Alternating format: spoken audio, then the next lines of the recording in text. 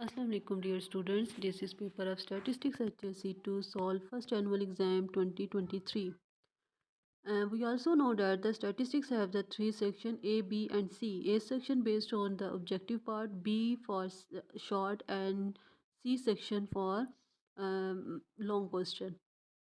And now let's start the section B and short question and total marks 14 and attempt 14 marks. Each parts carry equal marks 3.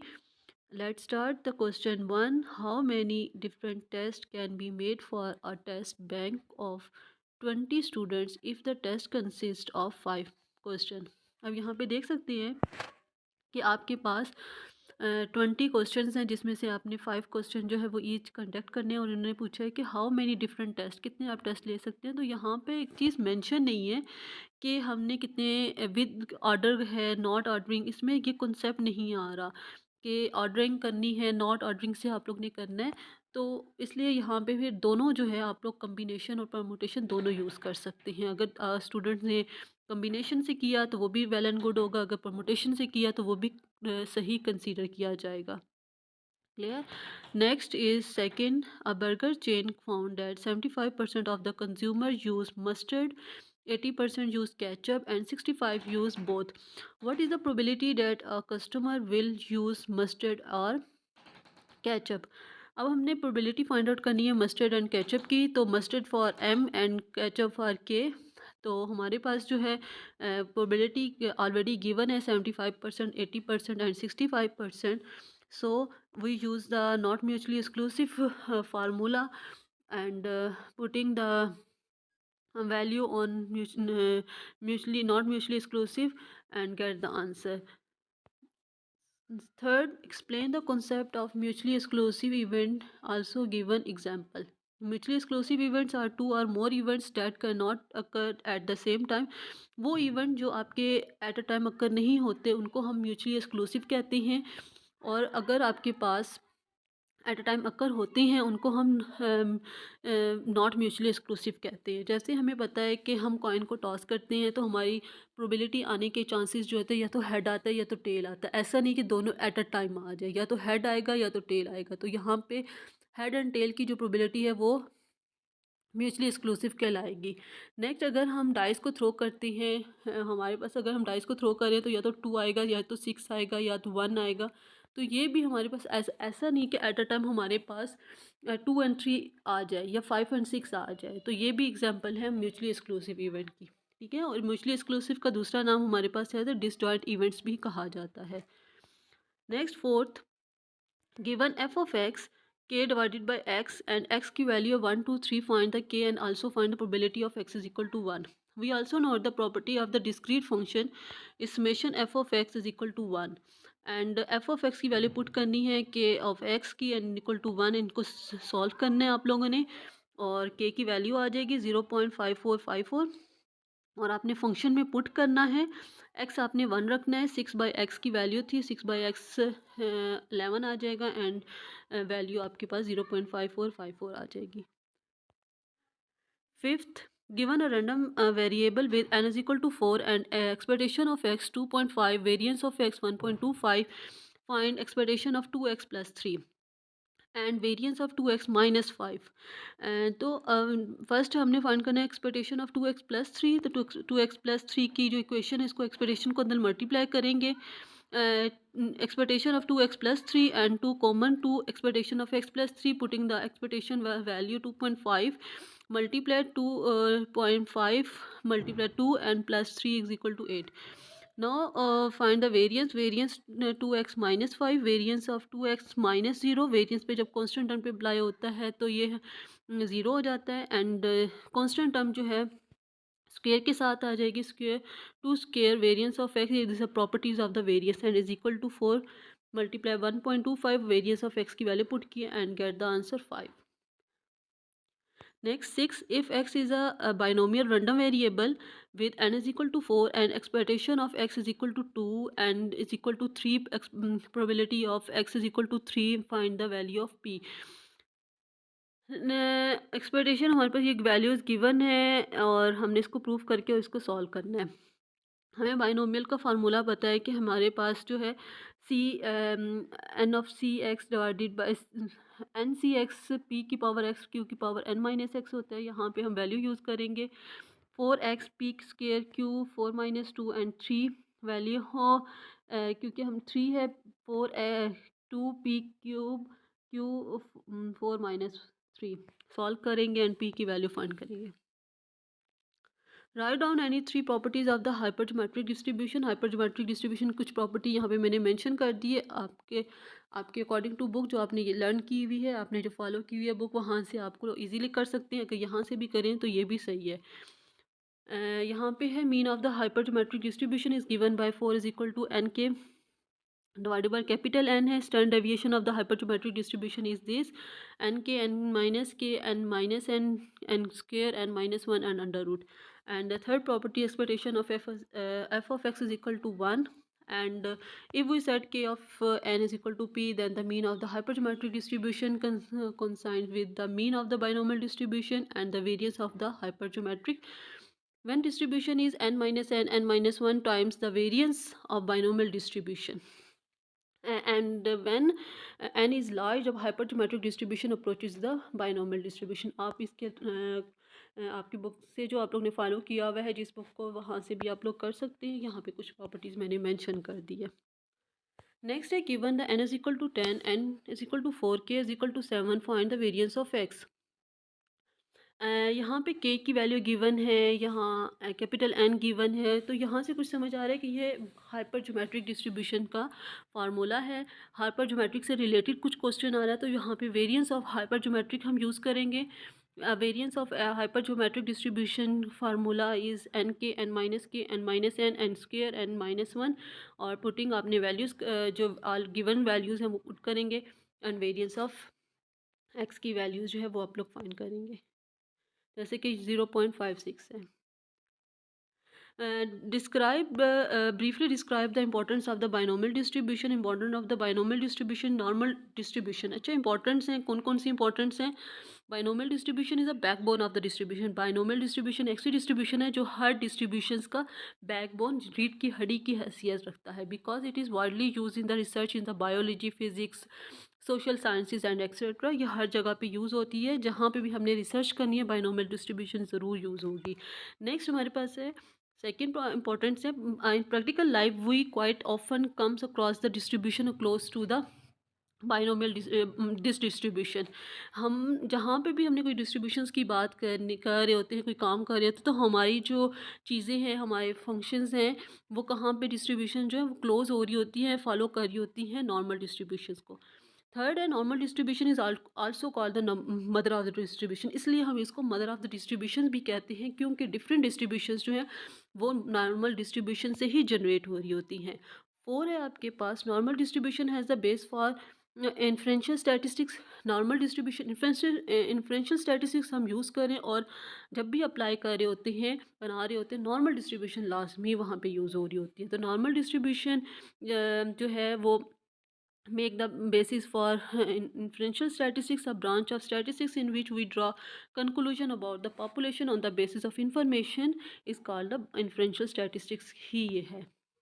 Next आपके पास आ जाता है 10 in normal distribution mu is equal to 15 sigma 2.5 find the value of mean deviation, quartile deviation. अब जो कोटाइल्स है, sometime क्या होता है कोटाइल्स find लिखा हुआ होता है या Q1 Q3 लिखा हुआ होता है, तो यहाँ से हमें पता चल जाना चाहिए कि जब भी आपको याद रखना है कि कोटाइल्स की जब भी बात होगी तो Q1 एंड Q3 की बात होगी। अगर Q1 एंड Q3 सेपरेट नहीं लिखा हुआ, तो यहाँ पे गिवन था, तो आप लोग ने हमें प्रॉपर्टीज़ है नॉर्मल डिस्ट्रीब्यूशंस की अकॉर्डिंग मीन डेविएशंस की। वो क्या है कि मीन डेविएशन हमारे पास जो है प्रॉपर्टीज़ में 4/5 सिग्मा होता है। 4/5 सिग्मा एंड सिग्मा की वैल्यू पुट करेंगे 2.5 and find the value of mean deviation and quartile deviation Q1 जो है वो आपके पास म्यू -0.6745 सिग्मा होता है। 15 वैल्यू है गिवन है ऊपर आपके पास 15, वो पुट करेंगे। ये प्रॉपर्टीज़ है मीन डेविएशन की, कोटाइल की एंड Q1 Q3 की, तो ये आपने याद रखनी है, नॉर्मल डिस्ट्रीब्यूशन के चैप्टर में गिवन है, वहाँ से आपने याद करनी पड़ेगी और पुटिंग करें और get the answer. And the normal distribution mu 4 is equal to 768 find the mu 2. We also know that the moment mgf of the या आप लोग मूवमेंट्स की हम बात करते हैं, मूवमेंट रिलेटिव फंक्शन से भी हम ना निकालते हैं, या हम वैसे ही मूवमेंट की बात करते हैं, movement one, movement two, movement three, movement one, movement two, movement three, movement four. Movement one जो होता है वो मीन के इक्वल टू होता है, मूवमेंट टू जो है वो आपके पास वेरिएंस के इक्वल टू है, मूवमेंट थ्री जो है वो आपके पास स्क्यूनेस के इक्वल टू होता है, एंड मूवमेंट फोर जो है वो कर्टोसिस के इक्वल टू होता है। वही जो मूवमेंट फोर हमें गिवन है 768, तो हमने मूवमेंट टू निकालनी है। तो मूवमेंट टू हम कैसे निकालेंगे? मूवमेंट फोर का फार्मूला नॉर्मल डिस्ट्रीब्यूशन की प्रॉपर्टीज़ में है, 3 सिग्मा फोर के इक्वल टू होता है। हम क्या करेंगे, सबसे पहले हम सिग्मा फोर की वैल्यू निकालेंगे। सिग्मा फोर हमारे पास आ जाएगा, हम वैल्यू फाइंड करेंगे 768 3 sigma four, and sigma four divide करेंगे 3 को 768 के साथ, और 256 आएगा। 256 का अंडर रूट लेंगे हम, ताकि हमारे पास सिग्मा स्क्वेयर आ जाए, 16 आ जाए। तो sigma square is the variance के इक्वल टू होता है, और म्यू टू जो है वो आल्सो मूवमेंट्स में हमारे पास वेरियंस के इक्वल टू होता है। So the answer is 16। Very important question. And what is the difference between the sampling and non sampling error? तो sampling error, non sampling error आप लोगों ने अपनी बुक से याद कर लें। अगर वहाँ से याद नहीं किया हुआ, वहाँ से आपको थोड़ी सी मुश्किल पेश आ रही है याद करने में या समझने में, तो आप लोग यहाँ से भी ये डेफिनेशन भी ले सकते हैं। Sampling distribution, sampling error is a statistical average happens due to the sample select does not perfectly represent the population of interest। Sampling error जो है वो हमारे पास जब हम सिलेक्शन कर रहे होते हैं पॉपुलेशन की, वहाँ से हमारे पास जो है वो कुछ सिलेक्शन जो है वो सही नहीं हो रही होती, जो पॉपुलेशन के अकॉर्डिंग टू होती है, तो उसको हम सैम्पलिंग एरर कहते हैं। जिस तरह हम कहते हैं ना कि ये हमारे पास होता है म्यू माइनस एक्सपेक्ट एक्स बार के, और एक्स बार जो है वो हमारे पास सैंपल से है, और पॉपुलेशन जो है वो म्यू है, तो उनका डिफरेंस जो है वो भी हमारे पास सैम्पलिंग एरर होता है। A non-sampling error occurs due to resource other than sampling whilst conducting survey activity is known as non-sampling error। Next आपके पास है given N1 N2, capital N1 की वैल्यू गिवन है, स्मॉल n2 है, P1 and capital N2 N2 P2, and find the sampling done without replacement. तो without replacement का हमारे पास formula है P1 Q1 N1 minus N1 and divided by N1 N1 minus 1, P2 Q2 N2 minus 2, N2 N2 minus 1। Putting the value जो given values हैं वो put करेंगे हम, and find करेंगे आंसर। नेक्स्ट है म्यू की वैल्यू 40 है, sigma is equal to 4 and sigma X bar is equal to 2। Find the value of N क्या है आपके पास, फाइंड करना है। तो हमें ये थोड़ा सा रिलेट, क्योंकि सिग्मा एक्स बार जो है वो सैम्पलिंग के रिलेटेड है, तो सैम्पलिंग का फार्मूला यूज़ होगा, sigma divided by under root N के इक्वल टू है, और सिग्मा एक्स बार की वैल्यू गिवन है 2 and is equal to 4 divided by under root N की वैल्यू फाइंड करेंगे, और आंसर आएगा 4। नेक्स्ट आपके पास है N1 x bar 1 S2 N1 S1 N2 x bar 2 S2 Z alpha by 2, और ये आपके पास वैल्यूज़ गिवन है। डिफरेंस जो है वो आपके पास confidence interval for population two difference mean जो है पॉपुलेशन का वो हमारे पास के अकॉर्डिंग टू आ रहा है। तो इससे हमें पता चलता है कि ये कॉन्फिडेंस इंटरवल का एक तो गिवन है कि कैलकुलेशन जो है वो आपके पास 90% एंड कॉन्फिडेंस इंटरवल की है। जी टेस्ट यूज़ हो रहा है, कॉन्फिडेंस इंटरवल फाइंड करना है, और टू डिफरेंस मीन का कॉन्सेप्ट क्वेश्चंस के अकॉर्डिंग टू जो है वो वैल्यू आ रही हैं। तो यहाँ से ये हमें पता चला कि इसका ये वाला फार्मूला यूज़ होगा। तो 99% कॉन्फिडेंस इंटरवल में X bar 1 minus X bar 2 plus minus Z alpha by 2 S1 का square N2 plus S2 divided by N2 आएगा। इसमें फार्मूले में वैल्यू पुट करेंगे और आपका आंसर आ जाएगा। गिवन N1 9 है, N2 16 है, एक्स बार 1 है, एक्स बार 2 है, S1 S2 है, एस पी स्क्वेयर निकालना है। तो यहाँ पे जब ऐसी चीज़ें गिवन है, S1 भी आ रहा है, एक्स बार 1 आ रहा है, N2 आ रहा है, तो एस पी स्क्वेयर हमने निकालना है। तो यहाँ से हमें समझ आ रहा है, क्योंकि जो है पूल्ड स्टैंडर्ड एविएशन से रिलेटेड क्वेश्चन है, तो उसका फार्मूला हमारे पास होता है N1 माइनस 1 S1 का स्क्वेयर प्लस N2 -1 S2 का square divided by N1 plus N2 -2। Clear. और यहाँ पे वैल्यू पुट करेंगे, आंसर आ जाएगा। गिवन है H0 म्यूजिकल टू 12, H1 की वैल्यू गिवन है, N की वैल्यू गिवन है, sigma X bar and alpha, Z alpha की वैल्यू गिवन है। फाइंड द जी, पहले हमने फाइंड करना है जी को, और इसमें मेक का स्टैटिस्टिकल डिसीजन, और हमने स्टैटिस्टिकल डिसीजन भी देना है।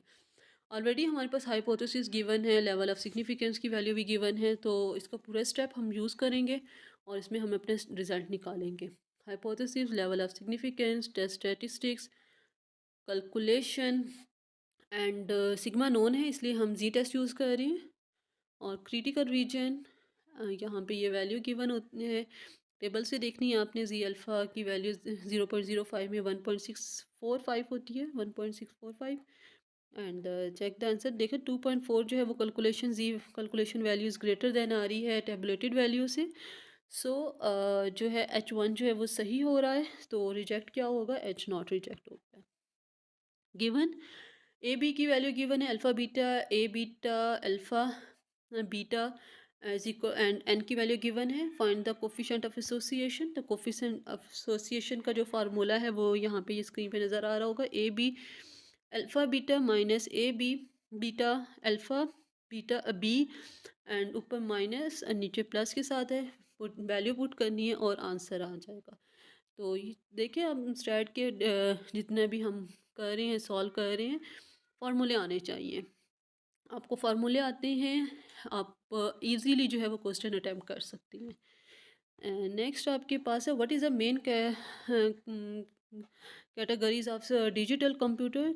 डिजिटल कंप्यूटर की कैटेगरीज कौन कौन सी होती है, micro computer, mini computer, main frame computer and super computer.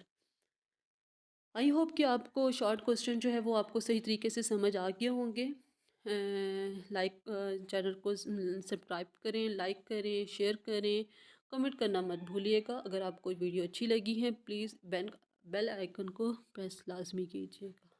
अपना ख्याल रखिए। लॉन्ग सेक्शन जो है वो इंशाल्लाह ताला कमिंग वीडियो में वो भी अपलोड हो जाएगी, लाजमी वो देख लीजिएगा। ओके, अल्लाह हाफिज़।